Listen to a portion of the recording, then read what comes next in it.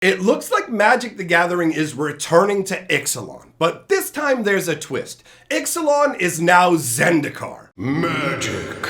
I am a wizard! History. I'm an old wizard! The magic historian. My bones hurt. Greetings! Owners of fine luxury cardboard rectangles, my friends! I hope the day finds you well because we have gathered to talk about an absolutely fascinating situation. The concept of a return to Ixalan. Rumors are swirling all around this concept right now. And when it comes to rumors, there are a variety of categories. You have your weak level rumors where you go, this is totally made up. You wave it away as if it was nothing. But on the other hand, you have pretty strong rumors that have a good chance of becoming reality. And if you want an example of that type of rumor, I made a video a year and a half ago saying that Kamigawa was coming back as a cyberpunk set. And lo and behold, it did. So for me, these rumors are in this category. I cannot say for certain that this will happen, but I very, very much expect that this is in the near future of Magic the Gathering. So what we're going to do first is talk about some of the stuff you can expect to see in this return to Ixalan, and then we'll talk about how it is almost essentially a reframing of the Zendikar concept to rebirth Ixalan, all right? So the idea behind this set is going to be you delve through underground caves in the return to Ixalan. There are explorers looking for treasure, adventure, ancient lost knowledge, and there's supposed to be hidden away civilizations, which ultimately is a very cool flavor concept. I like treasure and exploration. Now, they're going to be bringing in for the first time glow-in-the-dark magic cards, which on one hand is very gimmicky, but on the other hand, I expect is probably going to fire a bunch of people up. Now, as far as it looks like, they're going to be highlighting it so that the text glows in the dark, the colored part of the border, but not the black border, glows in the dark. The art has particular highlights in it that are also glowing, so I don't know, maybe they would make somebody's like sword blade glow or something like that, where you're gonna have, basically think of the same thing they do with foiling, where they pick out particular elements to highlight, and now instead of them shining with foil, they would light up in the dark. Now, somebody actually did mention to me that glow-in-the-dark magic cards were coming. This was brought up months ago, and I kind of waved it away as too gimmicky. But I do have to admit that now that Wizards of the Coast has broadened things in terms of, you look at Kamigawa, and they have like the Hitasugu with the orange border, the blue border, the green border, the red border, the pink border. There's probably borders that I don't know about. I may have said one of the colors wrong, but either way, they're trying more like throw everything at the wall and see what sticks. So this glow-in-the-dark concept could really work. Now, in terms of the showcase concepts, what you can expect to see, this is going to be like a Mesoamerican somewhat style setting, right? So you have a situation where they're going to have these stone tablet style kind of concepts for the showcase, where the card would be all like, it's like gray slate with these kind of like tribal carved stone faces put into it. As far as I understand, remember, again,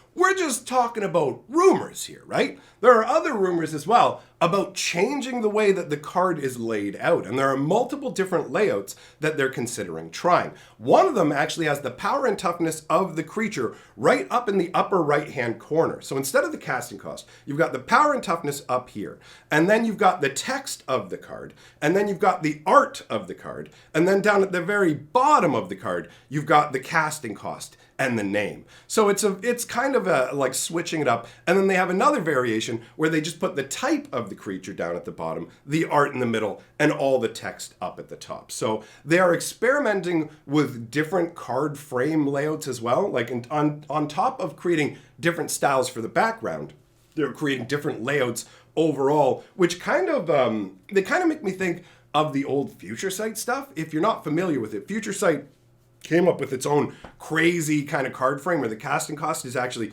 tucked along the side of the card, and it's got that kind of a vibe, right? Where it just feels a little bit different overall. So you've got a number of different variants in that way. You've got the upside down cards. Like I said, it's going to be put in this Mesoamerican style setting. And as I mentioned, it does seem like what they're trying to do is rebirth this set as a Zendikar-esque style set. And the reason that I think this is, up until recently, Wizards of the Coast has had a policy where they've said, we are going to revisit successful worlds, and we're essentially, if a world doesn't do well, we're just going to scrap it. That world is no longer useful to us. We can actually see that from posts by people like Mark Rosewater, where they talk about the power level of cards in new sets, saying, look, if we make the cards too weak, the set doesn't do well enough. If people aren't wowed by a world, we can never, ever return to it. So I can understand from the perspective of a game designer, you have these worlds that you love. You want to go back to them, but you never can because the cards weren't powerful enough, the set didn't sell enough. So that's why we had go back to Zendikar, go back to Zendikar, go back to Zendikar, go back to Ravnica, go back to Ravnica, go back to Ravnica, go back to Innistrad, go back to Innistrad, go back to Innistrad. But I feel like they're starting to see diminishing returns from this. If you don't believe me, take a look at the reaction to the newest batch of Innistrad sets. They literally just gave us 3 sets all crammed onto Innistrad. I mean, technically, if you want to be real, 2 sets, and then just a regurgitation of those 2 sets crammed together into double feature into a product that was a nightmare. But either way, it feels like Innistrad overall didn't get nearly as much love as Kamigawa is getting, right? So you have a scenario where Innistrad is a world we've been to multiple times, is a fan favorite, and it's flagging in comparison to a world that Wizards used to consider a dog. They had Kamigawa, that was a dead world because the set did so poorly, which is really unfair to Kamigawa because Kamigawa was intentionally made as a weak set to power balance out the set that came before it. So you had the Mirrodin block, which was way too strong, and then you had the Kamigawa block, which was intentionally underpowered to bring the strength level of standard back to something manageable. But Kamigawa just gets pointed at and go, you're a terrible set, we're never going back. Lo and behold, we have returned to Kamigawa in the current era, but it's pretty much unrecognizable. Yes, we do have a couple of nods to the previous Kamigawa, but overall, it's really just Wizards of the Coast went, you know what?